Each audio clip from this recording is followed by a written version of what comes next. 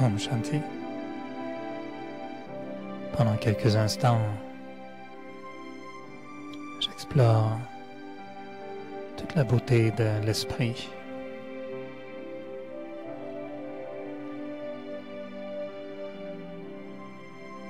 Comment faire que mes pensées puissent générer du bonheur. Créer des pensées de bonheur. Comme si j'ouvrais les horizons de l'esprit et que je faisais lever le soleil du bonheur.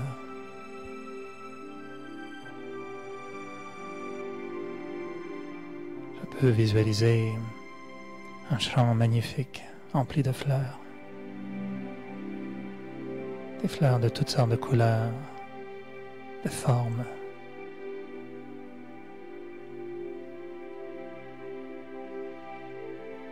Et j'imagine que je marche à travers ce champ de fleurs.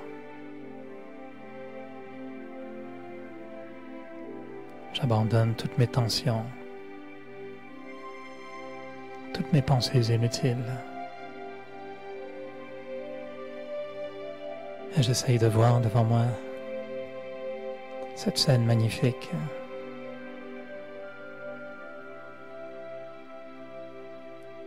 Toute cette variété de couleurs, de formes. La beauté de la nature.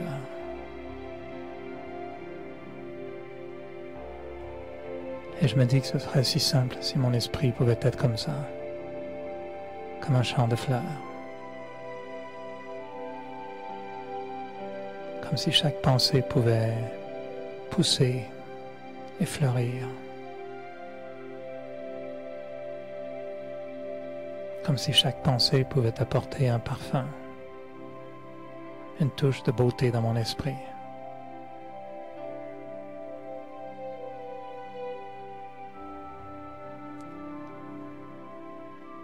Et en avançant dans ce champ de fleurs, je regarde ce soleil qui brille.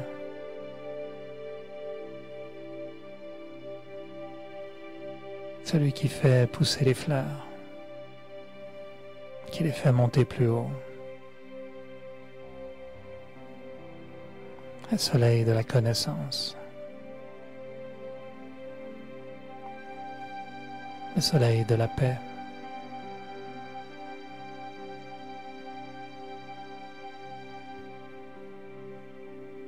Le soleil du bonheur.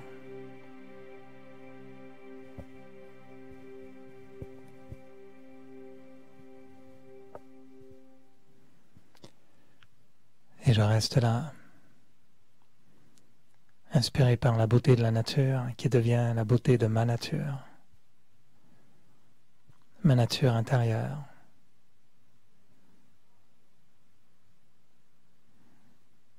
Mes valeurs, mes qualités,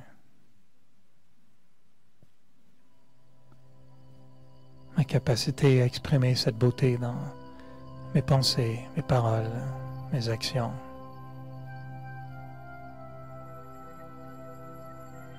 Mon esprit est un champ de fleurs.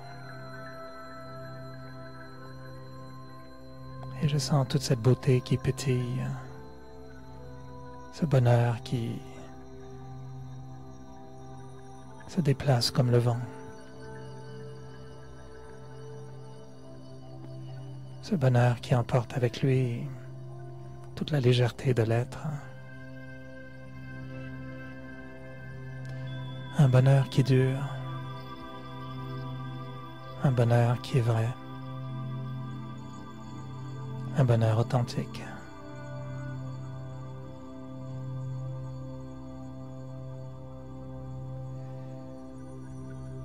Et je reste en lien avec ce bonheur en imaginant que mes pensées créent ce bonheur.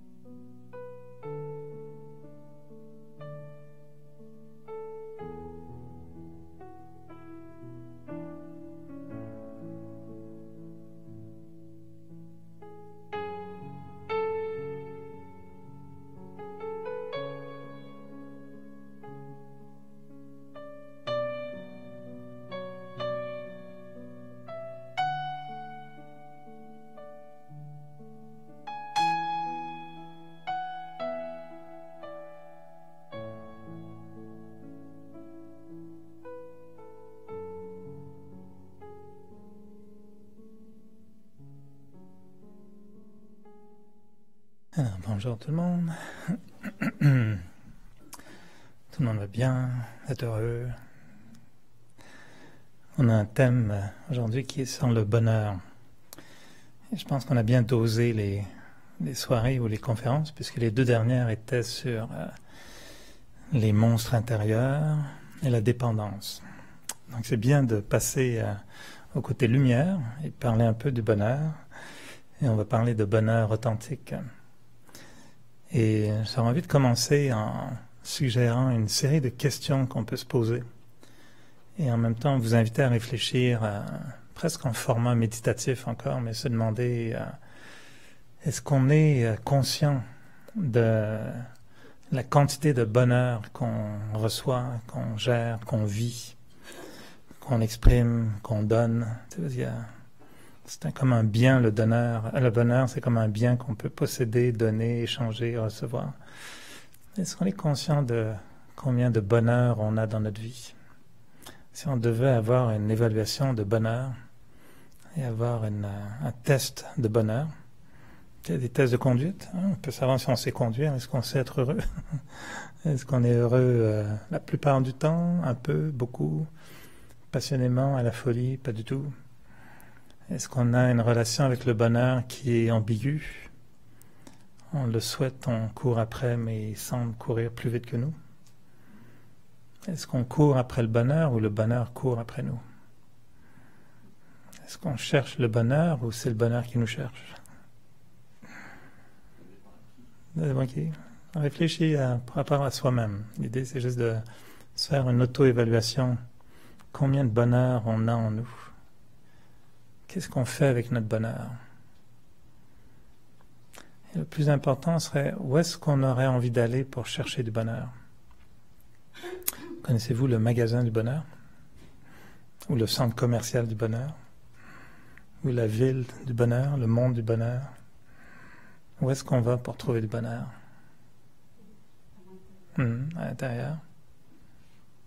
Qu'est-ce qui nous rend heureux?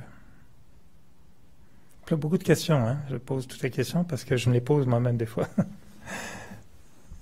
Est-ce qu'on est capable d'identifier un moment dans lequel on était heureux et se demander est-ce qu'il y a une cause unique ou est-ce que le bonheur n'est pas souvent un alignement de plusieurs facteurs? Est-ce que le bonheur vient seul ou est-ce qu'il vient accompagné? Et quelle est la capacité que j'ai à être heureux? Est-ce que d'être heureux une fois par semaine, c'est normal, c'est humain? Ou être heureux tous les jours serait un peu plus normal? Qu'est-ce qui m'enlève le bonheur? Qu'est-ce qui fait que le bonheur peut partir comme ça? Un mauvais bruit de fond. Et la friture dans l'air. Qu'est-ce qui m'enlève? Est-ce qu'il y a des gens qui m'enlèvent le bonheur? Ou est-ce que c'est moi qui perds le bonheur face à des gens? Je trouve juste toutes ces questions, et on pourrait continuer, il y en a beaucoup de questions, je pense qu'elles sont intéressantes parce qu'elles nous obligent à essayer d'évaluer qu'est-ce que vraiment représente pour moi le bonheur, comment je l'identifie, comment je le vis, et comment est-ce que je le comprends. Est-ce que je suis certain d'avoir du vrai bonheur?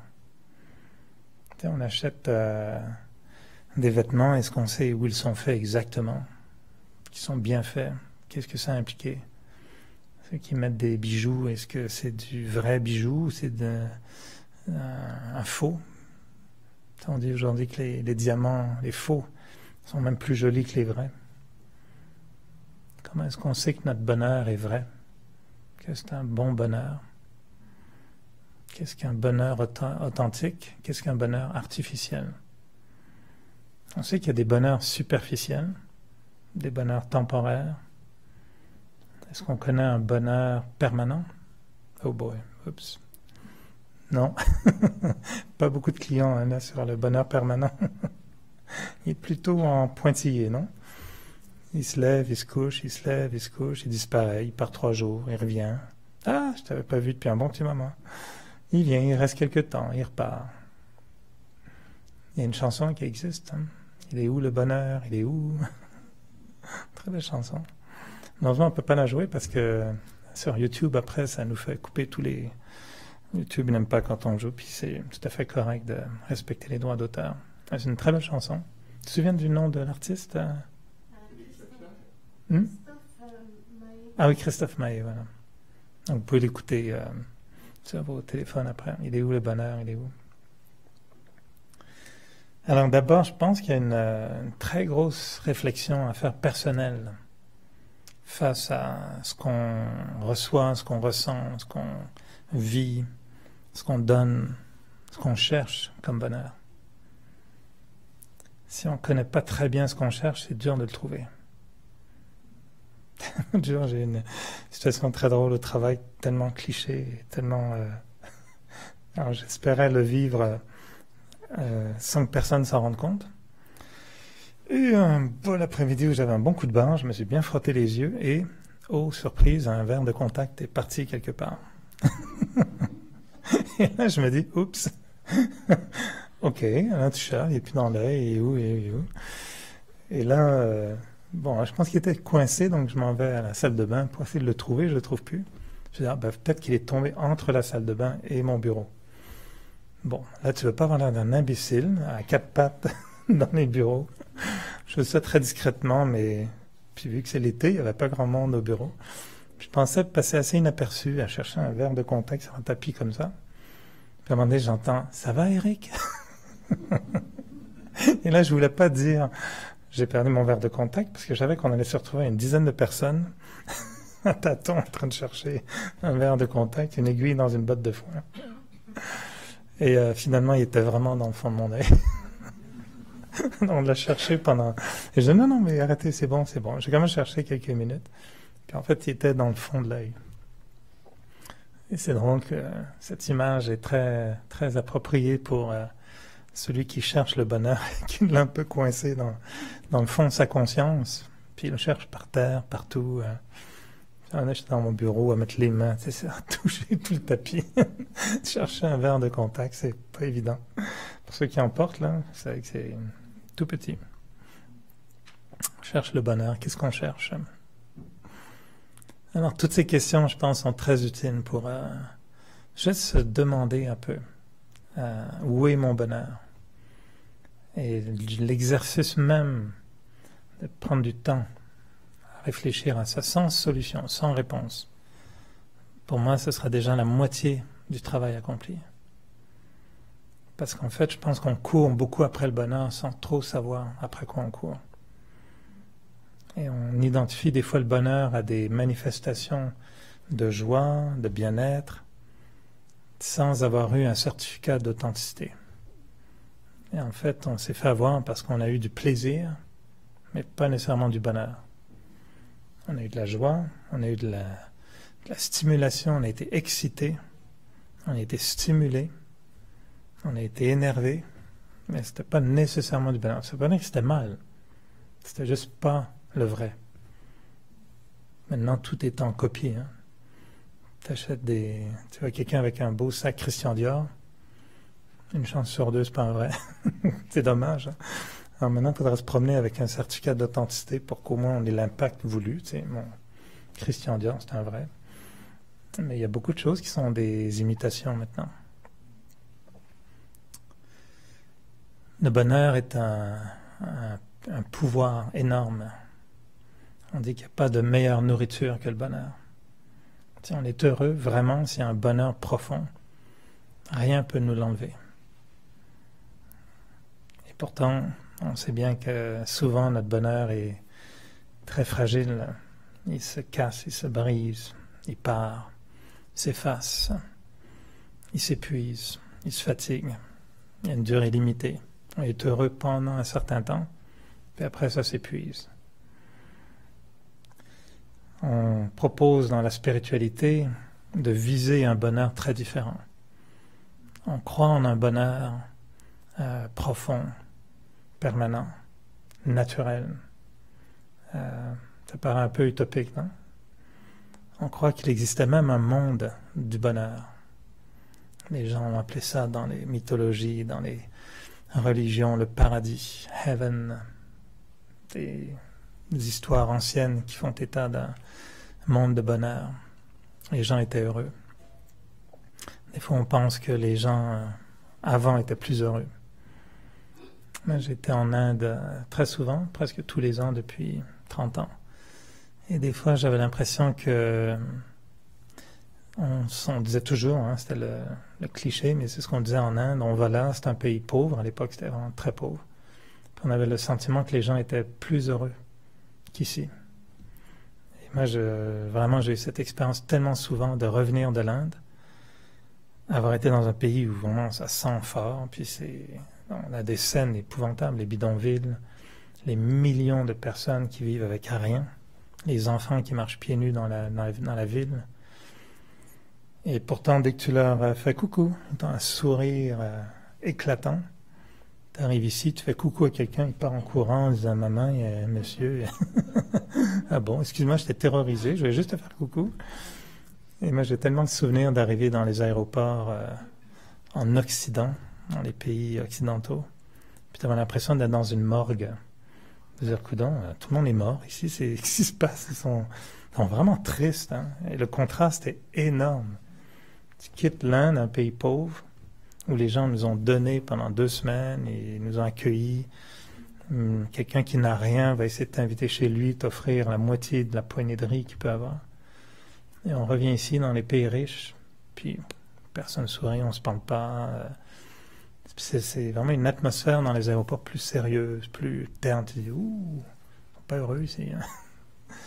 Et aujourd'hui, ce qu'on voit, c'est que l'Inde s'enrichit et ils deviennent de moins en moins souriants.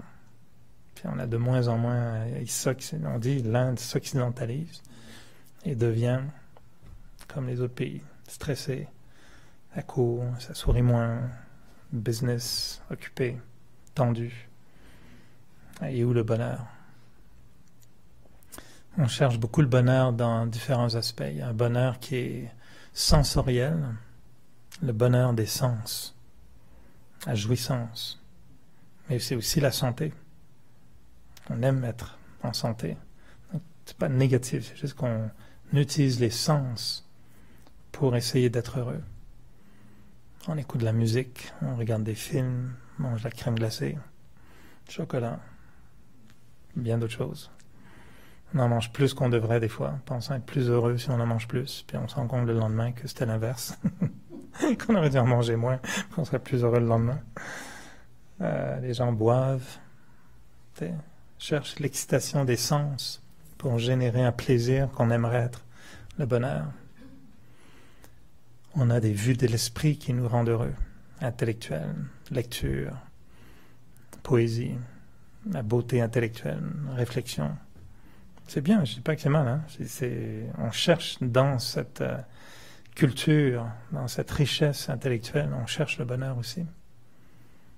Après, on a les relations. À travers les relations, on cherche le bonheur. On veut que les relations nous rendent heureux. On s'éloigne des gens qui nous font du mal, qui nous rendent malheureux. On cherche à vivre le bonheur avec les gens. Puis quand les relations ne créent plus ce bonheur, on va voir un thérapeute, on va se faire un massage, puis après, on se sépare. Ou on réconcilie, puis ça marche. Les sources du bonheur. On va puiser le bonheur à l'extérieur, dans la nature. On s'isole. On se met en contact avec la beauté de la nature. Puis on lui demande de nous rendre heureux. Et le dimanche, on va au temple, à l'église. Et des fois, on cherche aussi un espoir avec ce contact divin. Et d'autres endroits, vous connaissez d'autres lieux? C'est un peu là-dedans, non, qu'on cherche le bonheur. Alors, l'aspect spirituel, c'est en fait une proposition de transférer toutes ces stimulations et ces sources potentielles de bonheur en leur version spirituelle. Et donc, on va dire qu'au lieu d'aller chercher le bonheur dans les sens, on va aller le chercher au-delà des sens. Et là, on perd tout le monde. Parce qu'il dit, comment tu fais ça? Je dis, oui, tu débranches tes organes des sens. Ah bon, on fait ça comment? As-tu un interrupteur quelque part? Et les seules fois où on pense déconnecter des organes des sens, c'est quand on va se coucher. Mais ceux qui rêvent, là, c'est reparti. Et au lieu de se déconnecter des sens physiques, maintenant ils repartent dans des rêves tout aussi sensoriel des fois. Ou alors après, c'est le silence zéro, là, il n'y a plus d'expérience, donc on n'est pas conscient de ne pas être dans les sens. Si on y pense, hein, combien de temps par jour on pense? On passe à voir, à écouter, à toucher, à manger, à boire, à se parler. Tu sais, on est tout le temps dans l'utilisation. Le corps est un outil avec les 5 sens. Et on est dans l'utilisation des 5 sens presque en permanence. On prend juste un petit break pendant la nuit. Imaginez d'être capable de déconnecter des sens. Et juste d'être dans ce que nous on appelle la conscience d'âme. Je suis une âme, ça c'est mon corps. Et pendant un certain temps, je vais essayer de ressentir être une âme, mais sans passer par le corps. Ça paraît très bizarre au départ, parce qu'on n'a pas pratiqué, on n'a jamais appris ça, on n'a pas fait des stages, des ateliers, des retraites, des cours là-dessus. Il faut apprendre ça. Si je vous disais tout à l'heure, je vais vous apprendre à sauter 1,50 m de haut. Bon, attends, mais je ne suis pas capable. Ça s'apprend. Il faut apprendre des techniques. C'est un exercice, puis à un moment donné, vous sauteriez, je ne sais même pas c'est quoi 1,50 m, mais je pense que c'est déjà haut. Sauter 1,50 m de haut, ça s'apprend. Être une âme, ça s'apprend, ça se travaille. Au-delà des sens.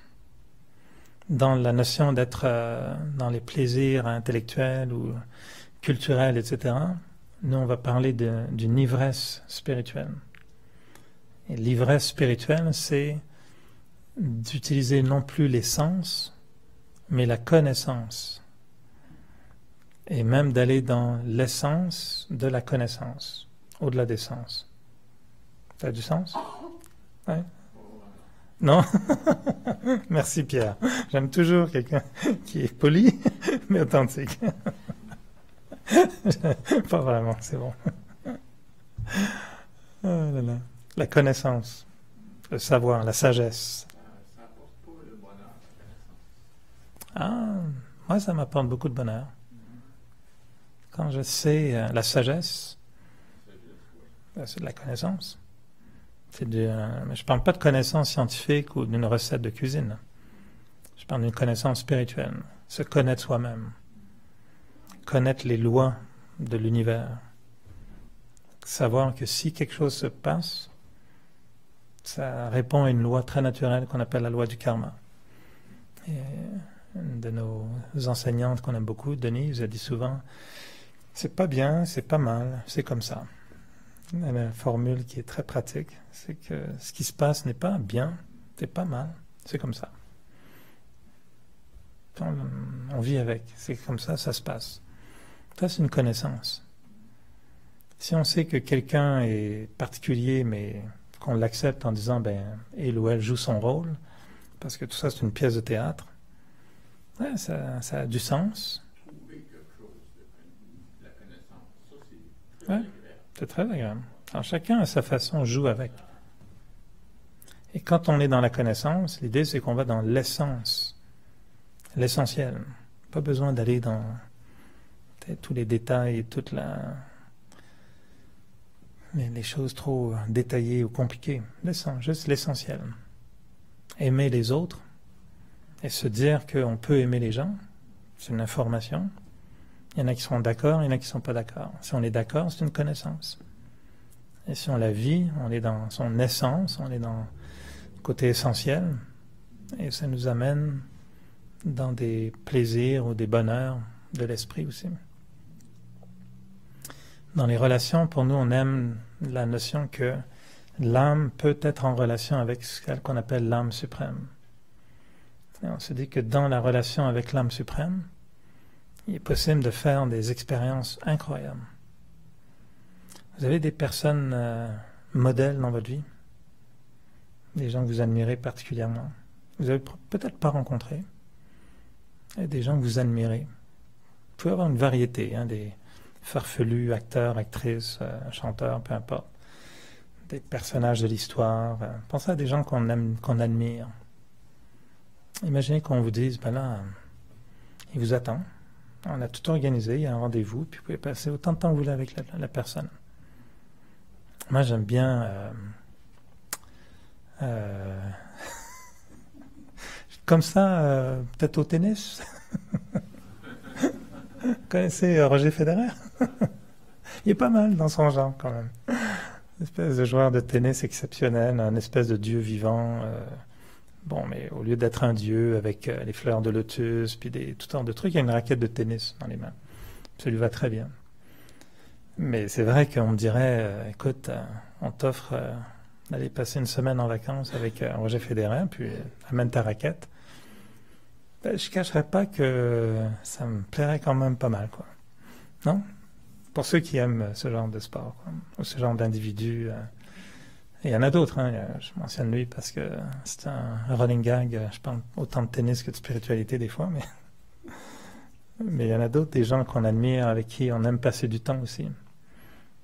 Alors pour moi, l'âme suprême, c'est en fait la personnalité la plus riche qui existe.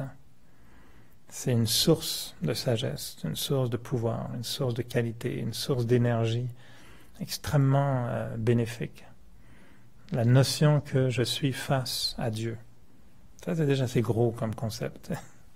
Je vais aller voir ma voisine pour lui demander si elle a un peu de lait à me prêter. C'est une chose, mais je vais aller voir Dieu pour passer du temps avec. C'est comme, tu fais ça comment?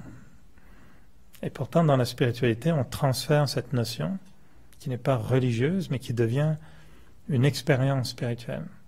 Que moi, je suis une âme, un être de lumière, et l'âme suprême est un océan de lumière, un soleil vivant.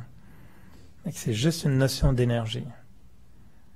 Et cette énergie est invisible, est impalpable, est presque incompréhensible, sauf si je me mets à un niveau énergétique moi-même dans ma conscience. C'est-à-dire que je deviens conscient d'être une âme, et là je peux concevoir que je peux comprendre. Si vous deviez comprendre et communiquer avec une fourmi, ben moi je vous invite à étudier la fourmi, puis à vous mettre à quatre pattes, puis imaginez que vous êtes une fourmi, puis commencer à parler le langage des fourmis, puis étudier tout ça, etc. Vous mettre dans la conscience de fourmi, peut-être vous pourrez avoir une communication avec elle. J'ai vu une vidéo récemment très mignonne, quelqu'un dans les parcs zoologiques là, qui a capté des baleines qui s'amusent au bord de l'eau, puis un ours qui les regarde, puis à un moment donné qui commence à imiter le mouvement des baleines. C'est complètement fou. C'est comme s'ils avaient envie de se parler entre eux. Il dit, toi tu parles baleine, j'essaie de parler comme toi, puis la baleine fait un truc, puis l'ours se met à faire un truc, il fait une autre chose. C'est très rare, c'est une vidéo, comment ils vont capter ça Bon, c'est peut-être pas authentique, hein, c'est peut-être totalement truqué avec les gens d'Hollywood. J'y ai pensé. Mais ça avait l'air d'être d'une personne responsable de la faune qui fait son travail. Elle a sa caméra, elle filme. Trouver les baleines, c'est quoi? Elle voit l'ours qui était là. Donc, comment on communique avec quelqu'un? Bon, on se met au même... faut se mettre au niveau. Donc, communiquer avec l'âme suprême, il faut se mettre à un niveau d'être une âme. Puis dire à l'âme suprême, ben, toi, t'es comme moi, t'es une âme, t'es juste un peu plus mieux, quoi. T'es un peu plus tout, en fait. Moi, je suis ça, toi, t'es un peu plus ça, comme beaucoup plus ça. Et j'aime bien être avec toi parce que t'es vraiment beaucoup plus ça. Et quand je suis avec toi, ça me fait beaucoup de bien. Et moi, c'est un peu ma relation avec l'âme suprême. Et des fois, ce que j'aime dans cette relation, c'est ce que je ne sais pas, il peut me l'apprendre. Ce que je ne vois pas, il peut me le montrer. Ce que je n'ai pas, il peut me le donner. Cette relation de guide, d'enseignant, de professeur, de coach, celui qui m'amène toujours plus loin. On dit, tu fais un pas, il en fera 1000 en retour. Tu essayes juste un peu de communiquer. La communication viendra dans l'autre sens au centuple. On lui donne un peu de temps, il nous donnera 100 fois plus de temps. C'est juste que ça demande de déclencher la relation. Créer, être disponible en fait. Nous, ce qu'on dit souvent, c'est j'autorise mon esprit à capter son énergie, c'est tout. Et une fois, j'avais une très belle expérience en Inde, il y a 2 ans, je pense. Et c'était mon dernier jour, je me souviens, au siège social. Et donc le dernier matin, très très tôt le matin, je vais dans la salle de méditation. Puis là, je me dis, bon, c'est mon dernier matin, je pars tout à l'heure, etc. Puis là, c'est comme si je parlais à Dieu en me disant, ben là, si tu as quelque chose à me dire, c'est un bon moment parce que moi, je pars. Alors, j'aimerais ça que tu me montres un petit peu, petit extra ce matin, tu sais, ce serait cool, c'est mon dernier jour, puis ce serait sympa, quoi. Puis là, j'essaye très fort, puis il se passe rien du tout. Et là, je mets des 3/4 d'heure. Bon, ben, écoute, j'aurais essayé, tu sais, la personne au numéro que vous appelez ne répond pas. Veuillez essayer plus tard. Et là, j'admets que je sors un peu de la pièce de méditation, un petit peu déçu quand même. Bon, c'est un moment agréable, mais pas de flash, pas de grosse voix. Eric, je t'entends. Non, rien du tout. Les murs n'ont pas tremblé, il s'est rien passé. Bon, je pars un peu déçu, mais je me dis, oh, ok, t'étais un peu trop dans tes demandes peut-être. Et là, je vais dans ma chambre, je me fais une tasse de thé, je me souviens très bien. Puis là, je mets ma tasse de thé, puis je me remets sur mon lit comme ça, pas m'endormir, juste assis sur mon lit, me détendre. Puis là, je fais rien. Puis d'un coup, je regarde devant moi, puis il y avait une espèce de peinture comme ça. Puis là, tout à coup, rien du tout. Puis là, tout à coup, la peinture se met à vibrer, mais super fort, tu sais. Puis moi, la blague, je dis, hey, t'es en retard? Je t'appelais, moi, il y a 3/4 d'heure, puis t'es pas venu. Puis là, ça y est, monsieur décide de se pointer dans ma chambre, alors je suis en train de prendre un thé, puis c'est pas du tout là. Puis pourquoi maintenant tu viens? Tu sais, puis je sentais vraiment qu'il y avait une énergie incroyable. Puis je clignais des yeux, puis ouais, on sent ça beaucoup en méditation. Tu vois, tout à l'heure, je l'ai senti dans la petite chambre de méditation. Il y a une énergie, il y a une lumière, il y a une puissance, puis moi, je traduis ça comme, OK, finalement, tu as décidé de me parler. Cool, c'est bon, mais moi, je t'attendais pendant 3/4 d'heure là-bas. Puis la pensée qui est comme venue, c'était, ouais, mais tu étais tellement occupé dans ta tête, tu ne m'as jamais laissé parler. Tu as parlé pendant 3/4 d'heure. Comment veux-tu que je te touche l'esprit? Tu parlais tout le temps. Puis ça, ah ouais, je parlais tout le temps. C'est comme s'il me disait, bah oui, tu étais tellement busy que je ne pouvais pas me manifester. Et ça, pour moi, ça a été une très belle expérience de ressentir. Et je me souviens de nos dirigeantes, une fois, nous avaient proposé, des fois, on a des programmes comme ça, d'un mois, d'une semaine. Puis elle nous disait, pendant une semaine, le matin, quand vous allez méditer tôt le matin, allez-y sans aucune attente. Tu sais, l'esprit vide, n'allez pas en méditation, parce que d'habitude, on se prépare, on choisit un thème, on fait des exercices, on essaye, on baratte, on essaye d'être actif dans la méditation. Mais en fait, rien du tout. Attendez, c'est ça. Et je me souviens que c'était vraiment une belle semaine où j'allais en méditation. T'attends, tu fais rien du tout. Puis t'attends que l'autre arrive. Puis tous les matins, ça marchait. Et c'est vrai que j'avais oublié ça un petit peu. Et là, du coup, en Inde, j'avais retrouvé cette magie d'être tranquillement en train de prendre une tasse de thé. Et d'avoir vraiment le sentiment que, au centre du front, il y avait comme un vrai buzz. Là, ça buzzait ici au centre du front. Puis je sentais comme, waouh, le bonheur, l'amour, la paix. Puis c'est vraiment très drôle d'avoir tant essayé pendant 3/4 d'heure, sans aucun résultat. Puis ça vient quand j'essaye plus du tout et que je prends du thé. Alors je me dis, ça c'était de la bonté. Du bon thé en tout cas. Ça marchait bien, quoi. Alors l'idée des relations avec l'être suprême, c'est un domaine excessivement riche. Et personnellement, je pense, parce que j'adhère pas mal à cette philosophie, qu'il n'y a qu'un seul être au monde qui sera toujours avec nous. Il n'y a qu'un seul être avec qui on peut être en relation de façon entièrement transparente. Les êtres humains, on adore les êtres humains. Il y aura toujours un masque, il y aura toujours une distance, il y aura toujours, même les gens dont on est amoureux, à qui on partage tout, ne sont pas dans notre tête. Il y a une intimité exceptionnelle avec l'âme suprême parce qu'on sait qu'il n'y a pas de masque, il n'y a rien, il y a une transparence absolue. Puis on a cette foi, cette idée que cette âme suprême nous connaît mieux que n'importe qui d'autre, mieux que nous. Et qu'on va chercher dans cette âme suprême des indices pour se connaître soi-même. C'est comme nos parents. Si on ne connaissait pas nos parents, est-ce qu'on saurait d'où on vient? Imaginez que je vous apprends qu'on vient de faire un test ADN. Hein. Petite surprise pour vous. La maman, ok, c'est la bonne. Elle vous a vu naître, mais le papa, on ne sait pas. Imaginez qu'on vous dit votre papa, en fait, c'est l'autre là-bas. Là. Puis il est pas mal connu dans les médias en ce moment, votre papa, comme tous les jours à l'écran. Hein? Tu sais, je plaisante, mais ça ferait quand même un petit quelque chose, non? De découvrir un jour que son père, c'est pas celui qu'on pense. Et ça, c'est juste une pensée. Mais on serait curieux, on voudrait savoir, puis d'où je viens.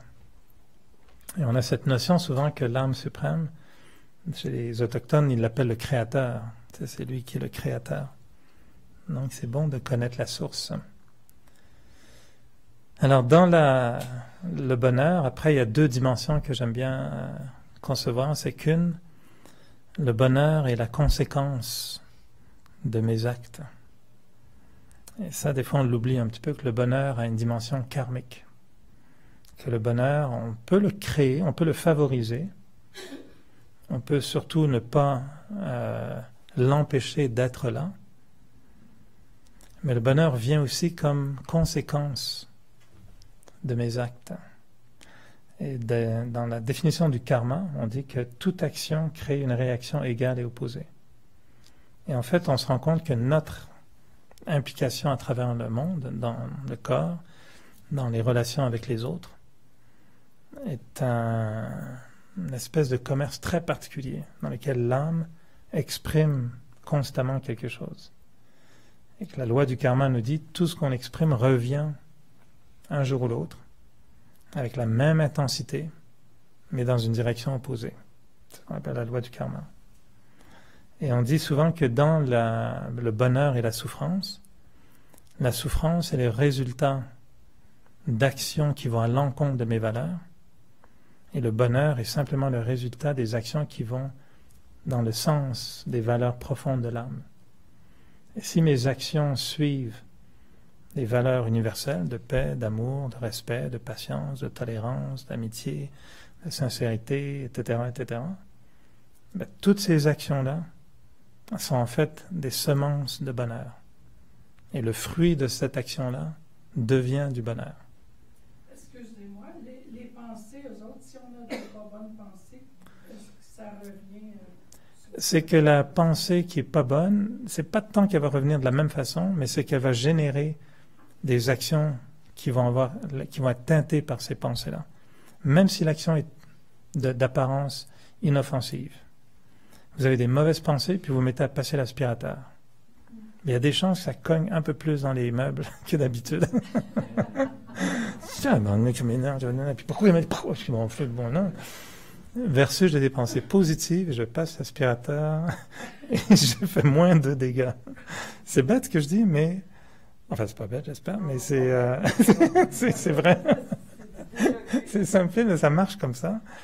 Et même l'action, peu importe ce que c'est, passer un aspirateur ou dire des choses, c'est sûr que les conséquences sont un peu différentes, mais ça reste une action pareille.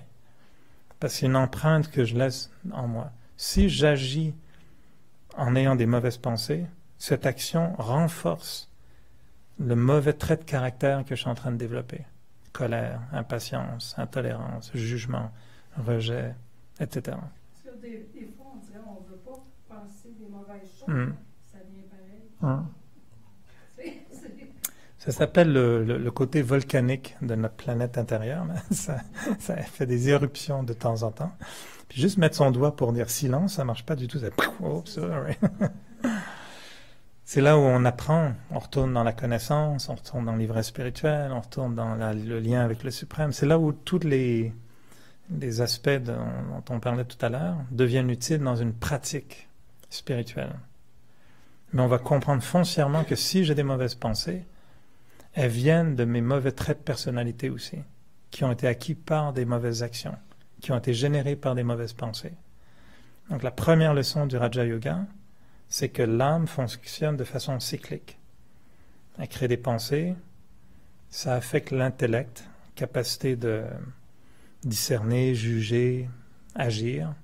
On pose des gestes, ces gestes laissent une empreinte, cette empreinte devient mon caractère, ce caractère génère aussi des pensées.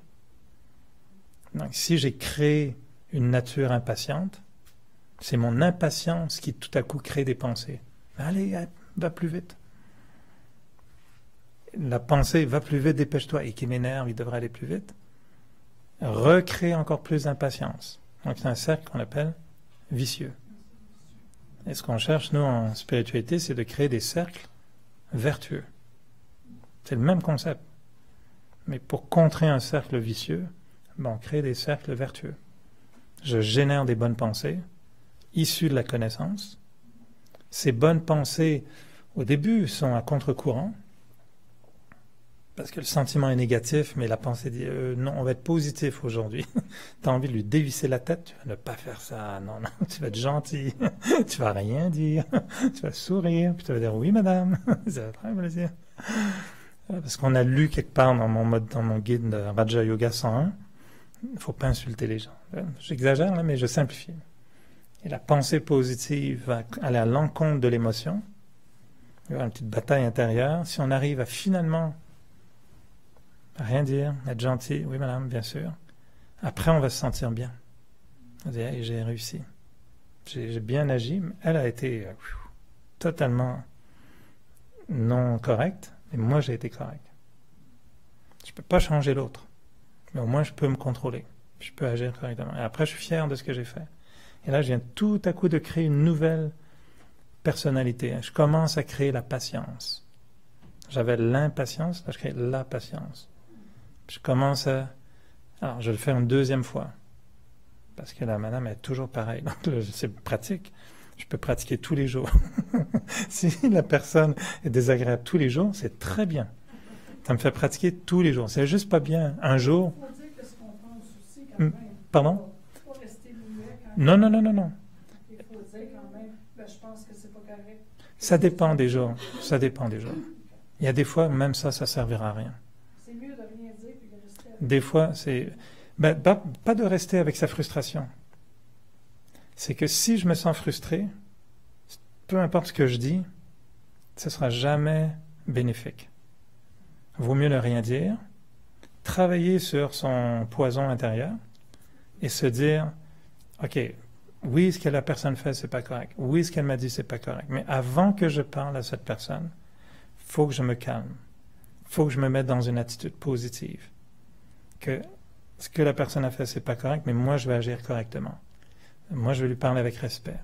Puis pour lui parler avec respect, il faut que je vois quelque chose de bien en cette personne. Il ne faut pas que je parle à la personne qui a fait quelque chose de mal. Il faut que je me souvienne, loin dans mon inconscient, du jour où cette personne, étrangement, était super sympa.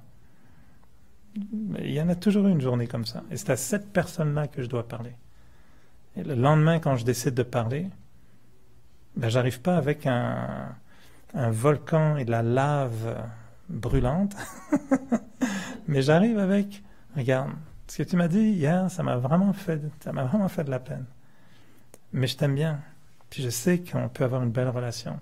C'est ça que j'aimerais qu'on ait, encore une belle relation.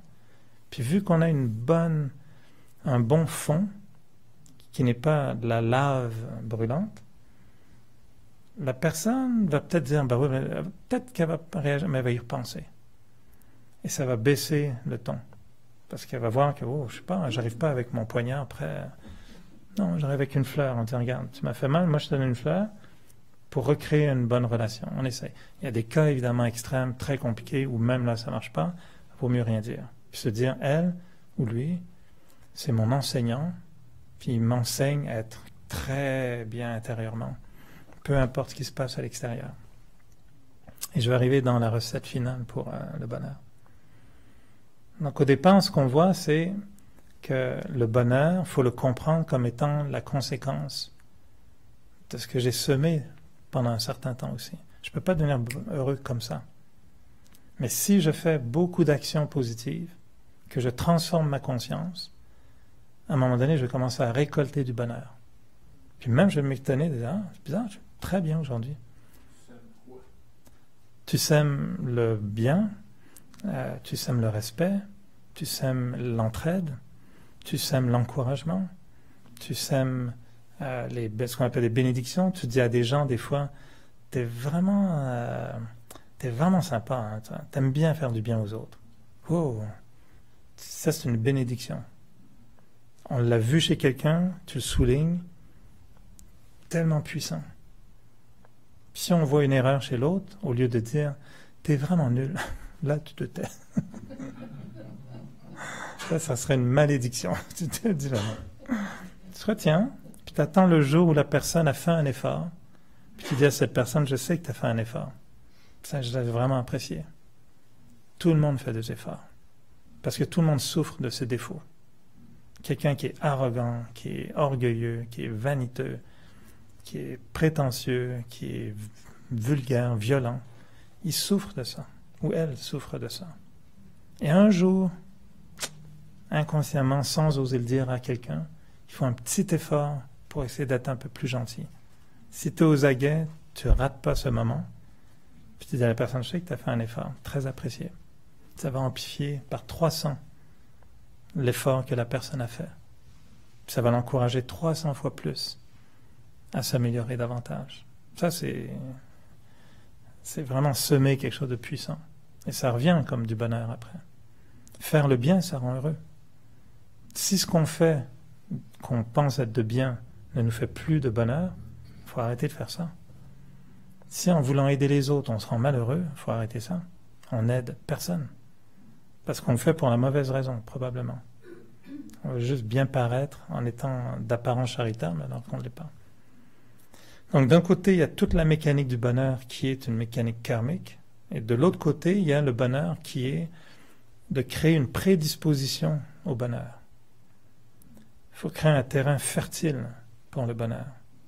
Parce que si je fais des bonnes actions, mais que je fais du sabotage mental, puis qu'à chaque fois que quelque chose arrive, je me dis « Ah, mais je suis pas assez bon, je ne mérite pas. » Ben, c'est comme si on tuait le bonheur. Tu sais, quelqu'un t'offre une fleur, tu prends la fleur, tu l'écrases, tu dis « Non, je ne mérite pas ça. » Et ouais, là, on vient de tuer le fruit du bonheur.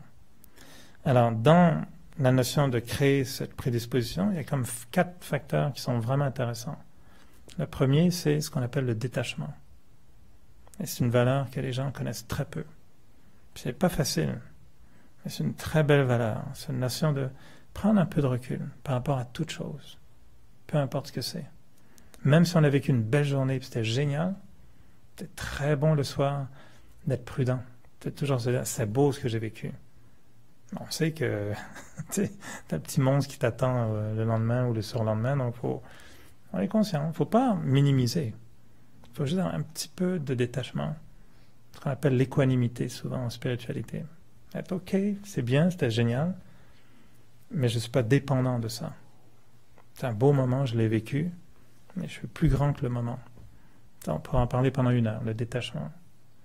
Deuxième élément, une forme de pureté. Ça vient avec.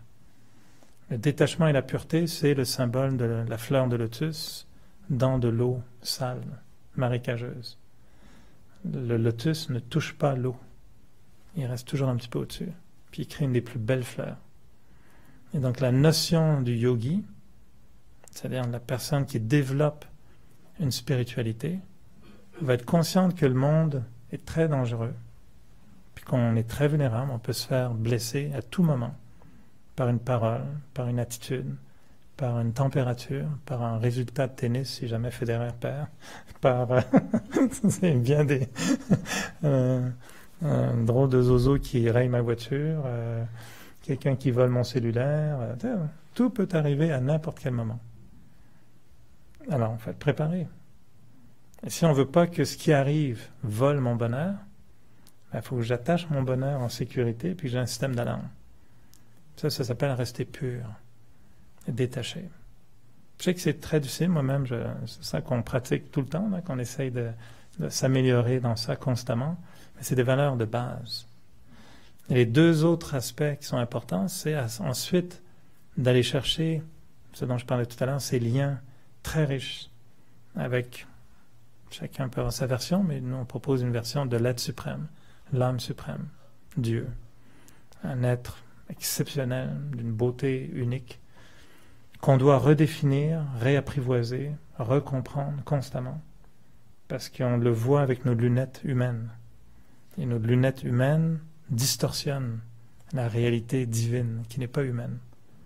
Donc tant qu'on ne perd pas un peu notre limitation humaine, on n'a pas une version ou une vision vraie du suprême. C'est pour ça qu'on fait des exercices en méditation pour se détacher des organes des sens, du corps, partir dans une espèce de visualisation de lumière, se dire « je suis une âme », puis là de capter ce qu'on ressent. Et des fois on ressent justement cette espèce de vague de bonheur, tu dis « oh, ça c'est différent ». Puis on décrit souvent ça, c'est les yogis qui sont là, tout seuls devant un mur avec un grand sourire. Puis « tu fais quoi là ?» « C'est bien, je suis super heureux. » « Ah, juste avec le mur, hein. Ouais, c'est très bien, le mur est super. Tu es devant un mur à méditer, puis tu as un grand sourire. Il ne se passe rien du tout, ça t'a coûté zéro. Il n'y a pas besoin d'être avec quelqu'un d'autre. C'est le bonheur, c'est l'amour, c'est la paix. Les gens ils disent, c'est quoi, c'est tout ça, c'est dans le mur là? Tu dis, non, mais c'est là, c'est en moi. Dans le fond de l'œil qu'on retrouve la vision. Donc la notion d'être en lien avec cette force exceptionnelle, puis de l'apprivoiser, chacun avec ses références. Moi j'aime beaucoup cette notion que Dieu est un être juste de lumière, qu'il n'y a pas de pensée, qu'il n'y a pas de langage, qu'il n'y a pas de... pas français, anglais, chinois, c'est une énergie vibratoire, et que cette vibration est une fréquence de bonheur, de paix, d'amour, de pureté. C'est ça que je recherche. Pas un grand barbu, même si on aime bien les grands barbus, là.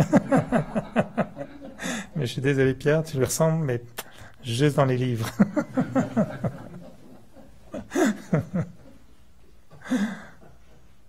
Alors, la notion de... Pour ceux qui sont en ligne, je suis devant Pierre qui est comme Dieu. Presque. Ou comme le Père Noël, selon la saison. Et donc, la notion d'être en contact avec cet être suprême. Puis la quatrième dimension, c'est ce dont je parlais tout à l'heure, l'ivresse spirituelle. Trouver un pétillant qui me ramène toujours à maintenir ce détachement, cette pureté, cette relation, puis faire que ça pétille un petit peu. Me dire, des fois, avoir une ivresse spirituelle, c'est par exemple partir sur un petit truc, des gens, moi, je suis vraiment une bonne personne. Hein. Puis on prend ça le matin, puis on y croit. Puis on se dit ça dans la journée, je suis une bonne personne. Donner du temps à cette pensée de devenir pétillante. Puis au début, on n'est pas habitué parce qu'on se laisse avoir tout de suite par « Ah, pourquoi c'est ça? Ah, nana, t'as vu ce qu'il a fait? Puis quelle heure il est? Puis l'autre. » C'est là où il faut arrêter de dire à son esprit « Hey, peux-tu créer tes pensées consciemment? Arrêter de t'éparpiller, puis je vais t'en donner une pensée. Je suis une bonne personne. » Tu vas répéter ça 100 fois aujourd'hui. Comment on apprend à l'école? Comment on apprend à écrire? Il y en a qui n'ont jamais fait ça.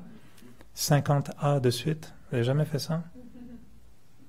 Vous êtes mis à écrire comme ça du premier coup? Il a fallu faire la lettre A combien de fois? Puis un professeur est passé et dit tu fais pas bien ton A. Puis après tu fais le B, puis le C, puis tu dis non? C'est long aujourd'hui. Imaginez qu'on vous apprenne à faire ça aujourd'hui. C'est ça la méditation. Tu dis à ton esprit, là, je suis une bonne personne. Répète 100 fois. Puis on va dans le métro, on rencontre des gens, quelqu'un nous pousse un peu. Ah, je suis une bonne personne. T'en prie, vas-y. Tu sais, je suis une bonne personne toute la journée. Ça va pétiller. On appelle ça de l'ivresse spirituelle. Puis à chaque jour, on change, on trouve une nouvelle formule, on change de truc. Quand on n'a plus de formule, on appelle un copain, une copine yogi. As-tu un nouveau bonbon? Là, moi, j'ai tout essayé, bonne personne, machin, un truc, une nouveauté. Alors, des fois, les centres de Raja Yoga sortent des nouvelles séries. Là, ça, c'est bon. Une fois le mercredi soir, un nouveau thème.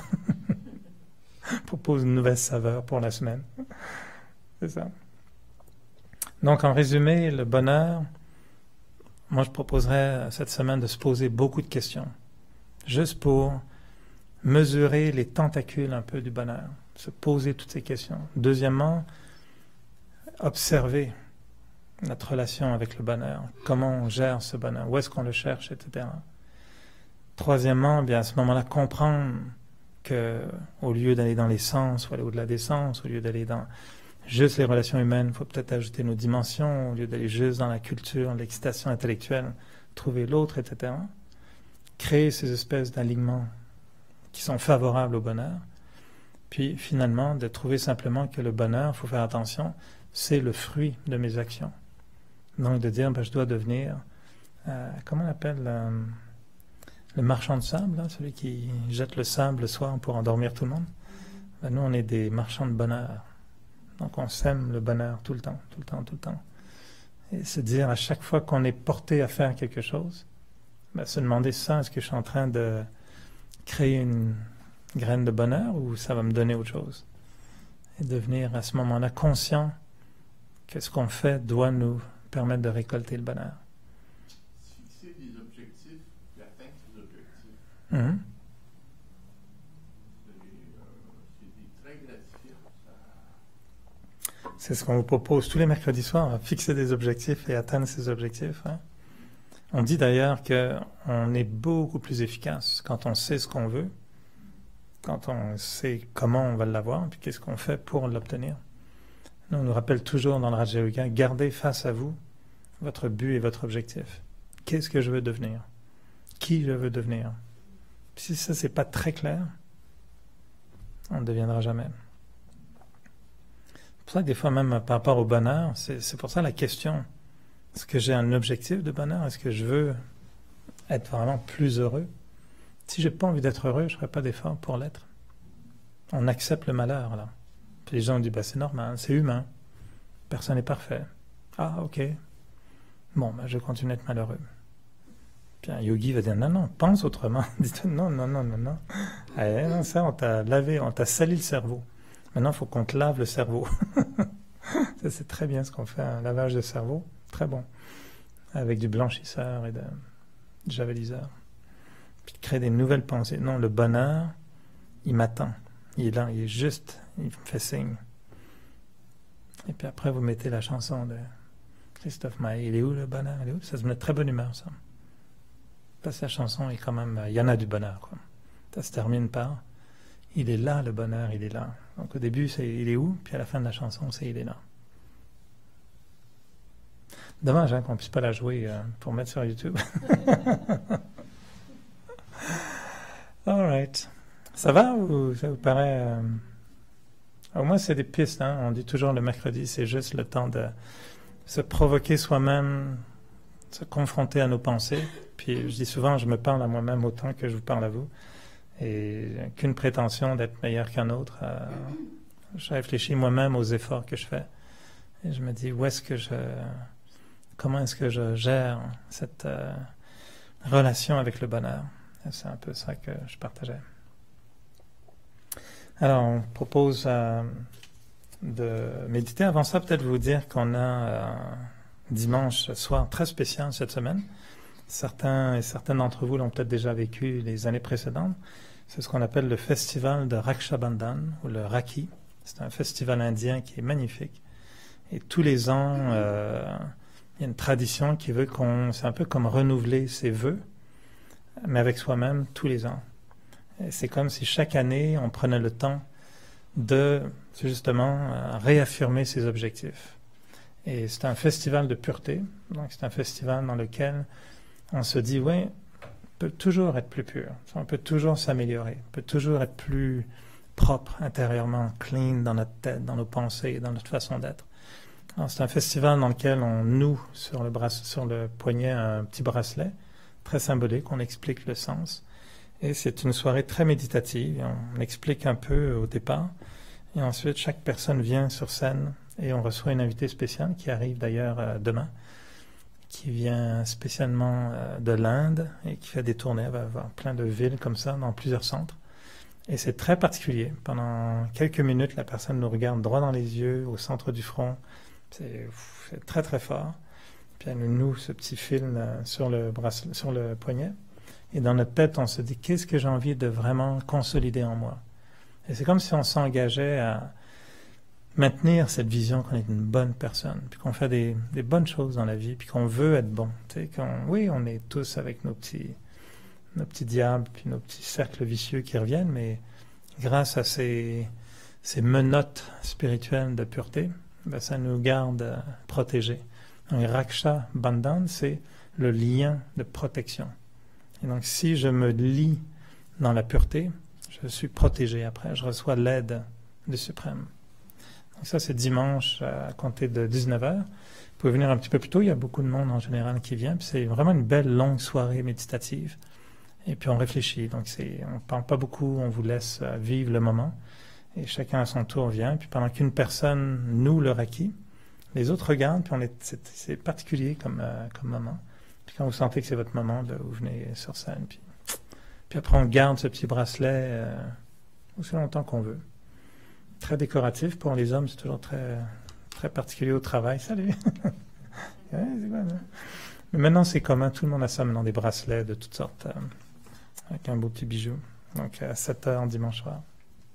Et c'est pour ça que le centre, on nettoie le centre, mais tous les rideaux ont été lavés, les tapis, là, on lave celui-là demain, tout le reste a été lavé. Les murs, la cuisine, les chaises, tout le centre a été nettoyé, les horloges, les carreaux, les dents, les oreilles. Super Spick and Span n'aurait pas un lieu plus propre dimanche soir. La plante, tout. Alors, on médite quelques minutes sur ça.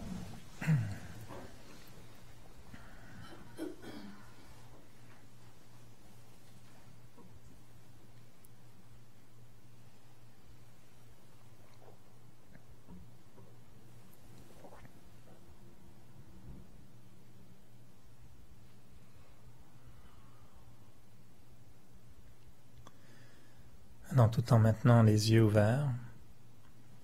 J'espère être bien présent, être conscient du moment présent. Juste en voyant la pièce dans laquelle je me trouve, être conscient des gens qui m'entourent. Créer la pensée que je suis un être vivant dans un corps, mon corps physique.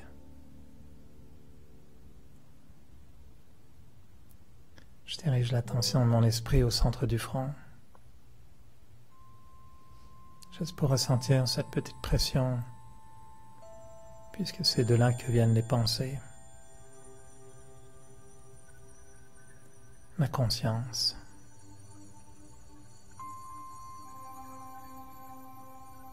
Et même avec les yeux ouverts, je peux sentir un léger détachement par rapport à ce qui m'entoure. Comme si j'étais un peu dans la lune. Je détends tous les muscles du corps et même mes yeux.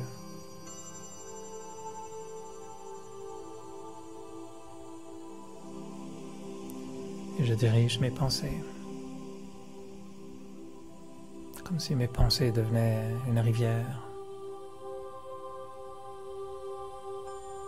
Une rivière qui danse, qui dévale la montagne, qui cherche à rejoindre l'océan. Et la rivière danse. Et si elle doit faire face à un obstacle, elle le contourne. Parfois, elle fait des très grands détours. Mais elle arrive toujours à l'océan. Alors, de la même façon, je laisse mes pensées suivre leur cours. Je les dirige et parfois, je les laisse contourner.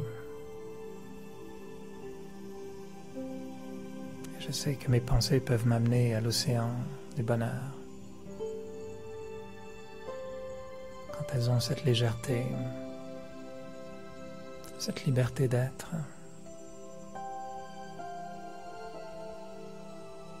Je n'ai aucune pensée inutile, aucune inquiétude, aucune peur. Mes pensées sont libres, sont claires. Mes pensées sont positives. Mes pensées sont pures.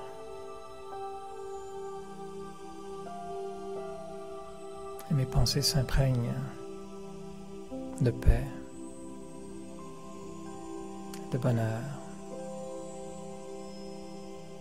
de confiance.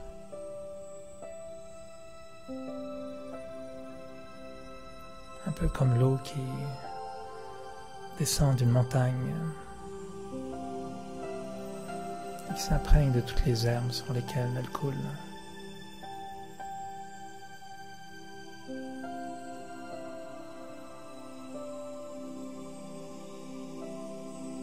Mes pensées sont puissantes. Mes pensées me font du bien et propagent le bien tout autour. Et mes pensées se dirigent vers l'océan. Et l'océan m'accueille. Cette énergie divine, pure, permanente, d'une puissance infinie. Comme si je me jetais dans ses bras.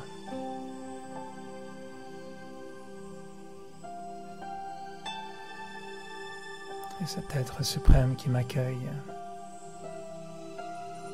qui me reçoit comme son enfant.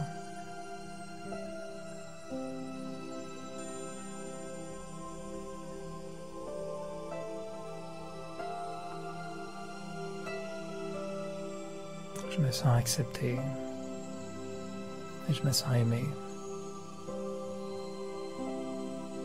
parce que je suis libre.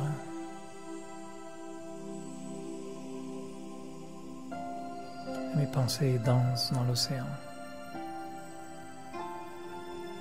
Mes pensées dansent avec l'océan.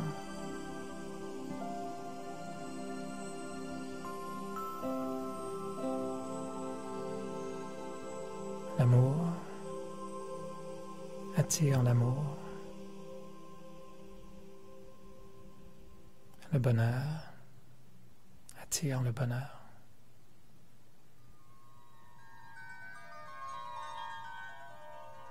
Et je sens comme si j'étais dans un océan de bonheur.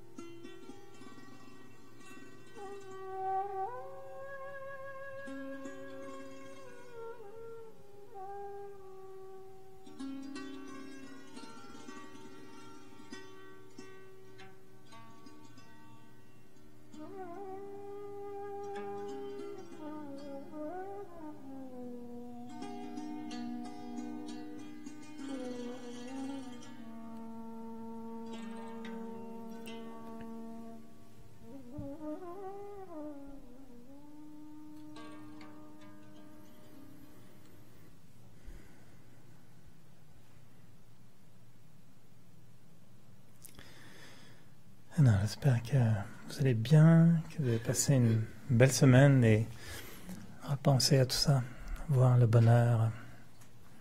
Si vous le voyez comme ça, au bord de la rue, il faut le ramasser apparemment, même s'il est petit. Bonne semaine, Om Shanti.